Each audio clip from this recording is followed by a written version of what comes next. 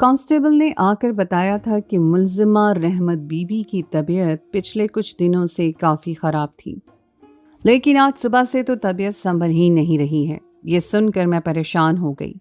एक 90 साल की बूढ़ी को जेल में रखना बहुत ही मुश्किल काम था। आए दिन ही उसे कुछ न कुछ हो जाता था।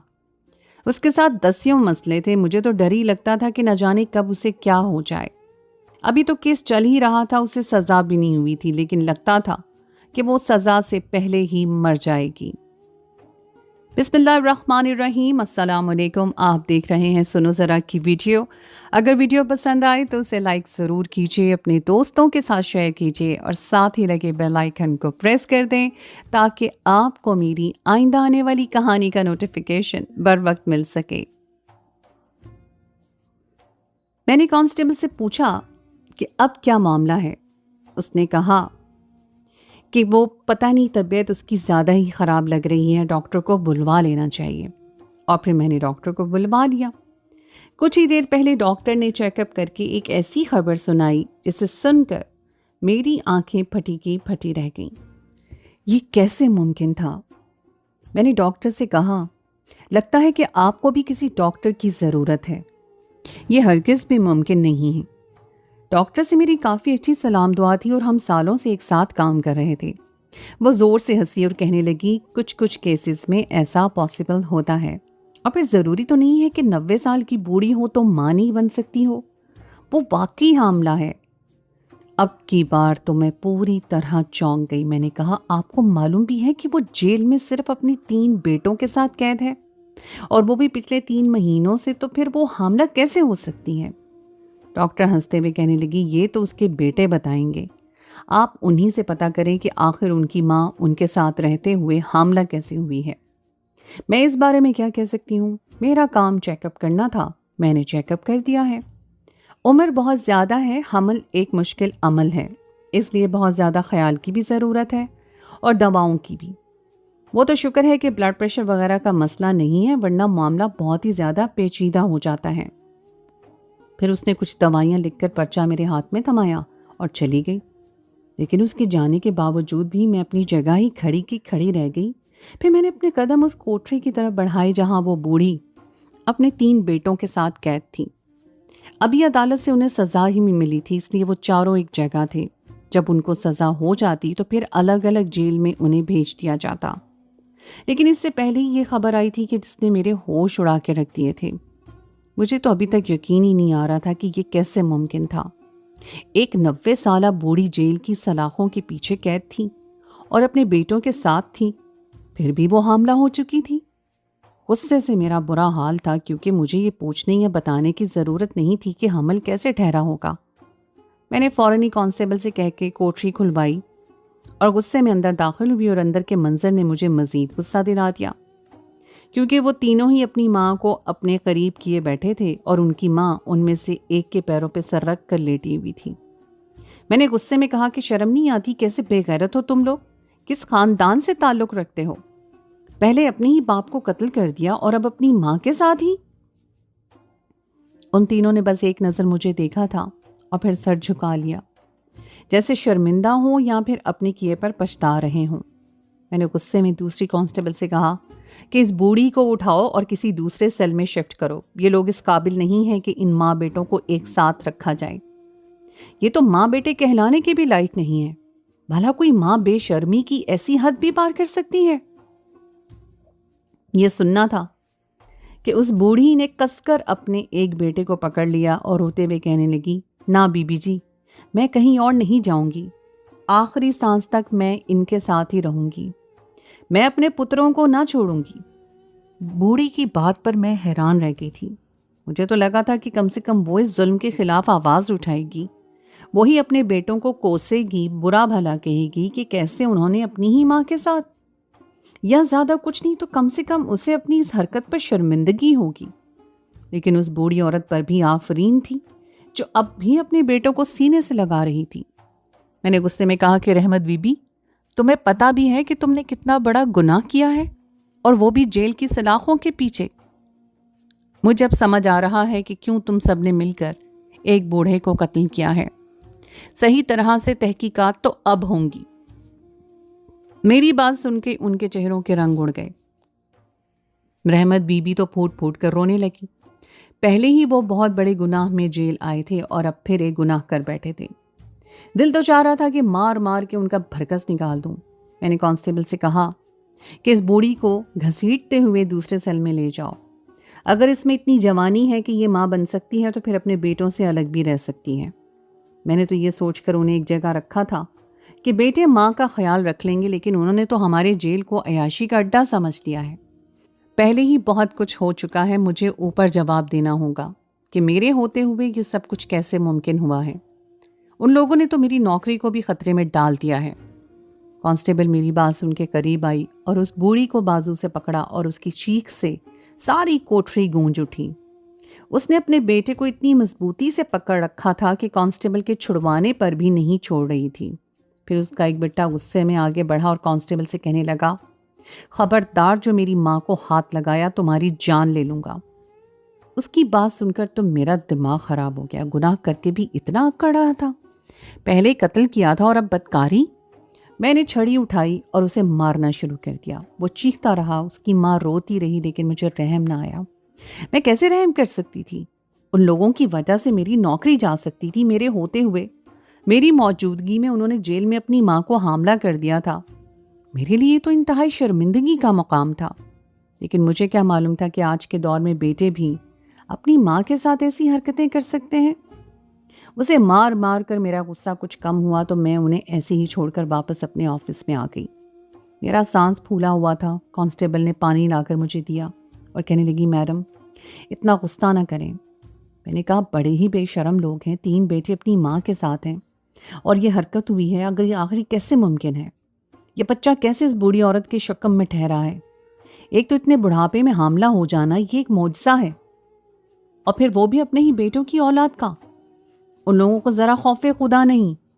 कांस्टेबल कहने लगी, ये तो मुझे भी नहीं मालूम। उनकी कोठरी लॉक होती है और हम उन पर ज़्यादा नज़र नहीं रखते, क्योंकि आपको तो मालूम है बूढ़ी औरत है, उसके 3 बेटे हैं, उनमें से भी एक नफसियाती है।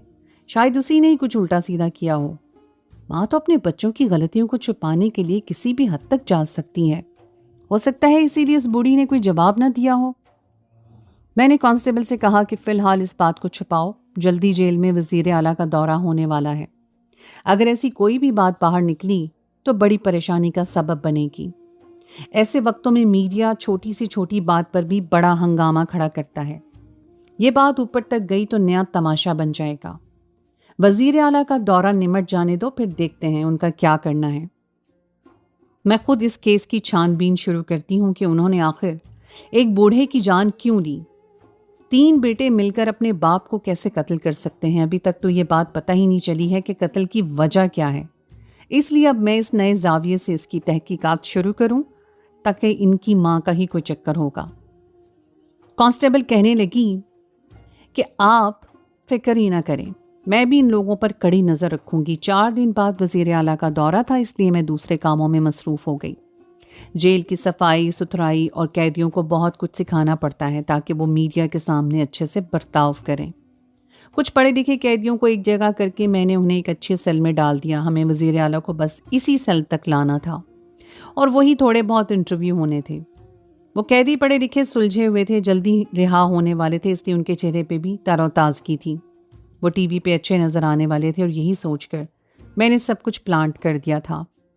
बहुत से लोग समझते हैं कि इस तरह के दौरे अचानक हंगामी तौर पे किए जाते हैं, लेकिन हमें हफ्ता भर पहले से ही पता होता है कि इस तरह का दौरा होने वाला है और इसी हिसाब से हम सारे इंतजामात करते हैं।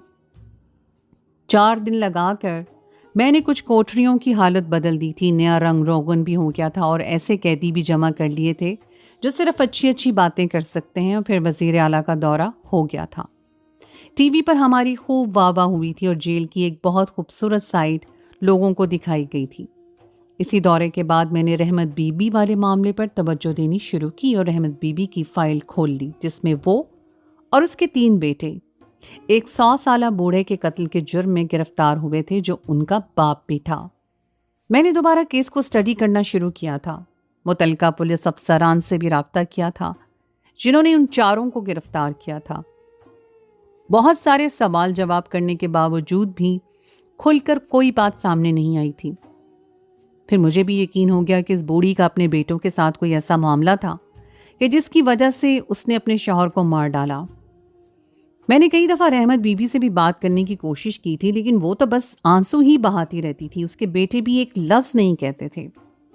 پھر اتفاق ہوا کہ جس جج کے پاس کیس چل رہا تھا وہ چھٹیوں پر چلا گیا اور اسی لیے یہ معاملہ لمبا طول پکڑ گیا تھا۔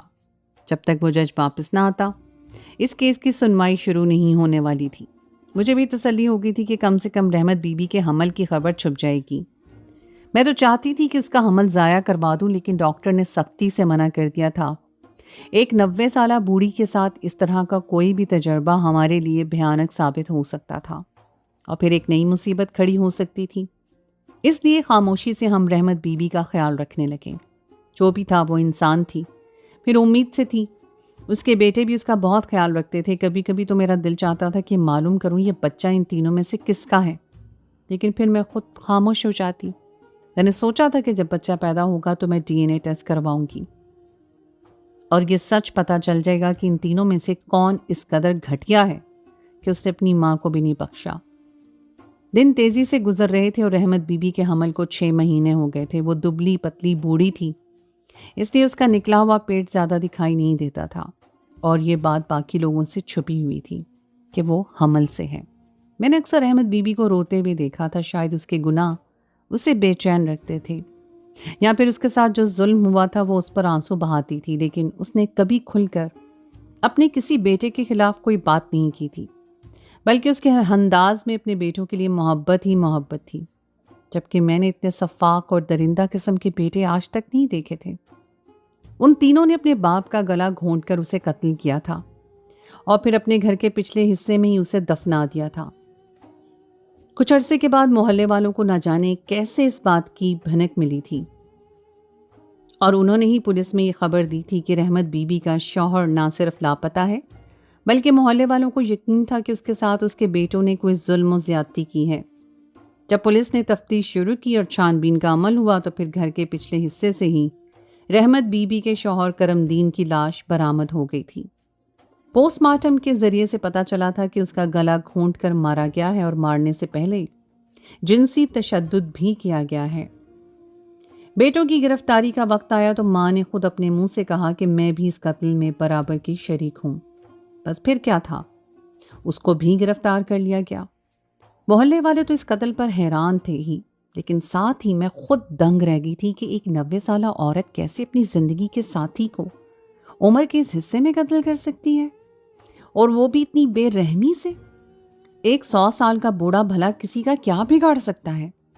جہاں تک اس بوڑھے کی حالت کے بارے میں مجھے محلے والوں سے پتہ چلا تھا، سب نے یہی کہا تھا کہ وہ تو بڑی مشکل سے چلتا پھرتا تھا، سارا دن گھر سے باہر رہتا تھا، راتوں کو ہی گھر لوٹتا تھا۔ مجھے ان چاروں سے کوئی ہمدردی نہیں تھی، پر ایسے ہی دن گزر گئے اور بوڑھی کے پاس بچے کی پیدائش ہوئی۔ یہ بات میں نے جتنی چھپانی چاہی تھی اتنی تیزی سے جیل میں پھیل گئی تھی۔ تقریباً سارے ہی قیدیوں کو اس خبر کا علم ہو چکا تھا۔ ہر کوئی چیمگوئیاں کر رہا تھا اور بچے کے رونے کی آواز سناٹے میں گونج رہی تھی۔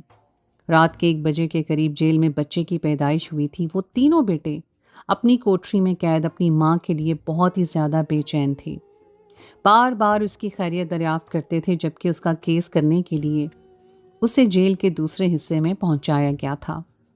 90 سال کی عمر میں اس بوڑھی نے بہت کمزور اور نحیف سا بچہ جنم دیا تھا۔ مجھے سمجھ ہی نہیں آ رہا تھا کہ اب کیا کروں۔ اس بچے کو اگر جیل میں رکھتی تو سب سے پہلے میں ہی بدنامی کا سامنا کرتی، کیونکہ ہم جیلرز کے بارے میں لوگ اچھا خیال نہیں رکھتے۔ زیادہ تر یہی کہا جاتا ہے کہ ہم خاتون قیدیوں کے ساتھ برا سلوک کرتے ہیں، جبکہ یہ بچہ تو اس کی اپنی غلط حرکتوں کا نتیجہ تھا۔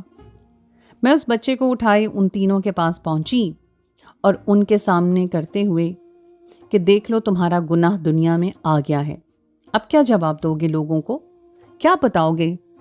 اس سے پہلے کہ میں ٹیسٹ کروا کے یہ پتا کروں کہ یہ بچہ تم میں سے کس کا ہے، تم لوگ خود ہی بتا دو کہ تم میں سے کس نے یہ گناہ کیا ہے۔ میری بات سن کر وہ تینوں خاموش رہے، البتہ ان کی نظریں بچے پر جمی ہوئی تھیں۔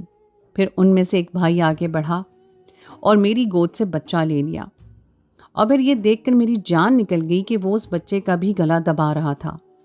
میں نے فوراً سے چیخو پکار کی، بچے کو اس سے چھینا اور کانسٹیبل کو بچہ پکڑا کر اسے مارنا شروع کر دیا۔ غصے سے میری حالت بری تھی، وہ وحشی بن کر انتہا پر تھا۔ میرے سامنے ہی اس بچے کی جان لینے پر تل گیا تھا جو معصوم تھا، جس کا کسی گناہ سے کوئی تعلق نہیں تھا۔ میں جب اسے مارنے لگی تو اس کے دونوں بھائی اسے بچانے کے لیے آگے بڑھے۔ ان تینوں میں بہت ہی ایکا تھا۔ میں نے غصے میں کہا کہ تم دونوں پیچھے رہو، اگر یہ میرے سامنے اس بچے کا اتنی آسانی سے گلا دبا سکتا ہے تو اپنے باپ کے ساتھ تم لوگوں نے کیا کیا ہوگا؟ میری بات سن کے وہ دونوں پھوٹ پھوٹ کر رونے لگے اور کہنے لگے کہ اس کی ذہنی حالت ٹھیک نہیں ہے، یہ نفسیاتی مریض ہے، اسے کچھ نہ کہیں، یہ اماں سے بہت محبت کرتا ہے اور اسی لیے اس بچے کی جان لے رہا ہے، کیونکہ اماں اس بچے کو جنم نہیں دینا چاہتی تھی۔ پہلی بار ان لوگوں نے منہ کھول کر کسی بارے میں کوئی بات کی تھی، اور یہی وہ وقت تھا جب میں ان سے پوری سچائی جان سکتی تھی۔ یہی وہ لمحہ تھا جب وہ لوگ کمزور پڑ گئے تھے۔ ان کی آنکھوں کے سامنے ان کی بوڑھی ماں کی اولاد تھی اور ان کی آنکھوں میں ایک کرب سا تھا۔ وہ تینوں ہی بہت زیادہ پریشان نظر آ رہے تھے۔ میں نے انہیں اپنے سامنے بٹھا لیا اور کہا کہ اب مجھے شروع سے آخر تک بتاؤ کہ یہ کیا معاملہ ہے۔ اور پھر ان میں ایک دو نے ایک ایسی کہانی مجھے سنائی جسے سن کر مجھے یقین نہ آیا، جبکہ تیسرا والا تو سر جھکائے ہی بیٹھا رہا تھا۔ وہ دونوں، جن میں سے ایک کا نام قدرت اللہ، دوسرے کا مظہر اللہ، اور ایک ساتھ مجھے اپنی زندگی کی وہ دونوں کہانی سنانے لگے، جس کے اتار چڑھاؤ انہیں میرے رونگٹے کھڑے کر دیے۔ قدرت اللہ جو بڑھا تھا وہ کہنے لگا کہ جب ہم نے ہوش سنبھالا تو ہمیں اندازہ ہو گیا کہ ہمارا ابا کا رویہ اماں کے ساتھ بہت ہی برا تھا۔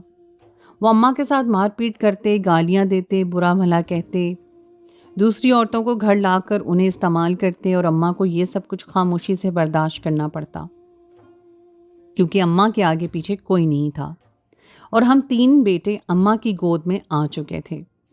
دھیرے دھیرے ہم اپنے باپ کے رویے سے نالا رہنے لگے۔ باپ گھر پر آتا تو ہم اپنے کمروں میں بند ہو جاتے۔ ہماری دیکھ بھال، ہمارا خیال، سب کچھ اماں کی ہی ذمہ داری تھی۔ پھر دھیرے دھیرے ہمیں اپنی ماں کا احساس ہونے لگا تو ہم نے ابا کے ساتھ لڑائی جھگڑا شروع کر دیا۔ ہم ابا سے کہتے کہ غیر عورتوں کو گھر نہ لایا کرو، ہماری ماں پر ہاتھ نہ اٹھایا کرو، لیکن اس وقت ابا جوان اور صحت مند تندرست تھے۔ ہماری ایسی باتیں سن کے ہمارے ساتھ مار پیٹ کرتے، ہمارا کھانا پینا بند کر دیتے، ہمیں کمرے میں قید کر دیتے۔ پھر اماں ہی ہمیں سمجھاتی کہ اپنے باپ سے جھگڑا نہ کیا کرو۔ میں نے خاموشی سے اتنے سال تمہارے باپ کا ظلم برداشت کیا ہے، تم لوگ بھی ان سب چیزوں کو نظر انداز کر دو، لیکن کوئی بھی بیٹے اپنی ماں کے ساتھ اتنی بڑی زیادتی کیسے برداشت کر سکتے ہیں؟ ہمارا باپ ہماری ماں کے سامنے ہی غیر عورتوں کے ساتھ تعلق بناتا تھا، اور ہم بھی اپنی ماں کے ساتھ یہ سب دیکھنے پہ مجبور تھے۔ ابا کو نشے کی لت لگ گئی تھی، وہ نشے میں ڈوبا ہوتا تو اسے صحیح غلط اور شرم و حیا کا کوئی احساس ہی نہ ہوتا۔ ہم تینوں نے بہت کم عمری میں ہی نوکری کر لی، لیکن پھر جب ہماری شادی کی بات آئی تو ابا کے رویے کو دیکھتے ہوئے ہم میں سے کسی نے بھی شادی نہ کرنے کا ارادہ کیا، کیونکہ ابا کی فطرت بالکل بھی ٹھیک نہیں تھی۔ ان کی نظر بہت ہی خراب تھی، اور پھر اب اماں کے ساتھ ہمیشہ گزارا کرنا چاہتے تھے۔ اس لیے ہم تینوں نے سوچ لیا کہ ہم شادی نہیں کریں گے، لیکن گھر کے جو حالات تھے اس کی وجہ سے چھوٹا بھائی کافی حد تک ذہنی مریض بن گیا۔ اکثر وہ ابا کی مار پیٹ دیکھ کر چیخنے چلانے لگ جاتا اور سہم کر اماں کے سینے سے لگ پڑتا۔ اماں کے ساتھ اسے اس طرح دیکھ کر ابا غلیظ باتیں منہ سے نکالتے اور پھر اماں کو مزید مارتے پیٹتے اور کہتے کہ جوان بیٹے کو سینے سے لگا کر بیٹھ جاتی ہے، تو بہت ہی بے حیا عورت ہے، جبکہ سچ تو یہ تھا کہ بے حیائی کی ساری حدیں ہمارے باپ نے پوری کی تھیں۔ آہستہ آہستہ ابا بوڑھے ہونے لگا تو ابا کی مار پیٹ میں کمی آ گئی۔ ہم بھی اتنے سالوں میں ان سب چیزوں کے عادی ہو گئے تھے، لیکن اب ہم اتنے طاقتور تھے کہ اپنی ماں کو بچا لیا کرتے تھے۔ اور پھر ایک روز چھوٹے بھائی کی طبیعت بہت خراب ہوئی تو ہم دونوں اسے ہسپتال لے کے بھاگے۔ اسے بہت زیادہ نفسیاتی پن کے دورے پڑ رہے تھے۔ صبح سے لے کے رات تک ہم ہسپتال میں تھے۔ رات 4 بجے کے قریب ہم اپنے بھائی کو لے کے جب واپس آئے تب تک ہماری دنیا لٹ چکی تھی۔ ابا نے نہ صرف دن بھر اماں کے ساتھ مار پیٹ کی تھی، بلکہ وہ اپنے کسی نشئی دوست کو گھر لایا تھا جس نے ہماری بوڑھی ماں کے ساتھ زیادتی کر دی تھی، اور ابا اتنے نشے میں تھا کہ اسے اس بات کا احساس بھی نہیں تھا۔ اماں کی حالت بہت ہی بری تھی۔ کپڑے پھٹے ہوئے تھے، وہ زاروں قطار رو رہی تھی۔ جب ہمارے چھوٹے بھائی نے یہ منظر دیکھا تو وہ اچانک ہی ابا کے اوپر چڑھ گیا۔ ابا اس وقت گہری نیند میں تھے یا پھر شاید نشے میں، بے ہوش تھے۔ اس نے ابا کے سینے پہ بیٹھ کر ان کا گلا دبا دیا۔ اس کی ذہنی حالت پہلے سے ہی ٹھیک نہیں تھی اور اماں کو بے حال دیکھ کر مزید خراب ہو گئی۔ ہم نے جتنی دیر میں ابا کو اس سے آزاد کروایا، ابا اس دنیا سے آزاد ہو گئے تھے، وہ مر چکے تھے۔ جب ہمیں اس بات کا احساس ہوا تو ہم نے فوراً ہی گھر کے پیچھے قبر کھود کر ابا کو دفنا دیا۔ ہمارے اندر اتنی ہمت نہیں تھی کہ پولیس کو اطلاع کرتے، لیکن نہ جانے کیسے محلے والوں کو اس بات کے اندازہ ہو گیا کہ ابا کچھ دنوں سے نظر نہیں آ رہے تھے۔ محلے والوں کو ابا کی خراب فطرت کا علم نہیں تھا۔ ابا دنیا کی نظروں میں کچھ اور تھے اور گھر کی چار دیواری میں کچھ اور۔ پھر پولیس نے آ کر جب چھان بین کی تو ہم نے خود ہی ابا کی موت کو قبول کر لیا۔ پولیس نے ملزم کو پکڑنے کی بات کی تو ہم اپنے بھائی کو بچانے کے لیے خود یہ جرم قبول کر بیٹھے، اور پھر دھیرے دھیرے ہمیں بچانے کے لیے اماں نے بھی یہ جرم قبول کر لیا، جبکہ در حقیقت کسی نے بھی جان بوجھ کر ابا کا قتل نہیں کیا تھا، لیکن ہم اپنے بھائی کو جیل نہیں بھجوانا چاہتے تھے، اس لیے سب کے سب جیل آ گئے۔ ہمارے لیے تو ہمارا گھر بھی جیل تھا اور یہ جیل بھی ہمارے گھر جیسی ہی تھی، لیکن ہمیں یہ نہیں پتا تھا کہ ہماری ماں ابا کے ظلم کی بدولت حاملہ ہو جائے گی۔ جب اماں کے حمل کی خبر آپ نے سنائی تھی تو ہم چاہ کر بھی بتا نہیں سکے کہ ہماری بوڑھی ماں کی عزت کو کس طرح روندا گیا ہے، اور وہ بھی ہمارے سگے باپ کی وجہ سے۔ اسی لیے ہم خاموش ہو گئے، لیکن آج اس بچے کو دیکھ کر ہمارے چھوٹے بھائی کو پھر سے دورہ پڑا، اور اس نے وہی حرکت دوبارہ سے کر دی، کیونکہ اسے بھی معلوم ہے کہ یہ بچہ ہماری ماں نے کس طرح سے پیدا کیا ہے۔ یہ کہہ کے وہ دونوں رونے لگے اور میں حیران رہ گئی کہ وہ لمبے چوڑے مرد اندر سے بالکل ڈرے سہمے اور کھوکھلے تھے۔ شاید ساری زندگی انہوں نے جس ماحول میں گزاری تھی، اس ماحول نے انہیں توڑ کر رکھ دیا تھا۔ کتنی ہی دیر میں سکتے کے عالم میں رہی تھی، پھر میں نے اس بچے کو یتیم خانے میں بھجوا دیا تھا، کیونکہ نہ اس بوڑھی عورت میں اتنی سکت تھی کہ وہ اس بچے کو پال سکتی، اور نہ ہی اس کے بیٹے اس قابل تھے۔ پھر میں نے ہی اس کیس کے نئے سرے سے چھان بین کروائی اور یہ بات ثابت کر دی کہ ایک ذہنی مریض نے بیماری کی حالت میں اپنے باپ کا قتل کیا تھا۔ عدالت میں جب یہ بات ثابت ہوئی تو اسے نفسیاتی اسپتال بھجوا دیا گیا، جبکہ ان دونوں بیٹوں اور ماں کو باعزت بری کر دیا گیا۔ لیکن اس سارے عمل میں 1.5 سال لگا، اور یہ 1.5 سال انہوں نے جیل کی سلاخوں کے پیچھے گزارا۔ کبھی کبھی تو میں حیران رہ جاتی ہوں، کیا دنیا میں اس طرح کے بیٹے بھی ہوتے ہیں کہ اپنی ماں کی خاطر انہوں نے شادی نہیں کی، ایک نفسیاتی بھائی کو بچانے کے لیے انہوں نے اپنے آپ کو بھی قتل جیسے گھناؤنے جرم میں ملوث کر ڈالا۔ کیا کوئی ماں اپنی اولاد سے اتنی محبت کرتی ہے کہ اس کے پیچھے پیچھے جیل چلی آئے؟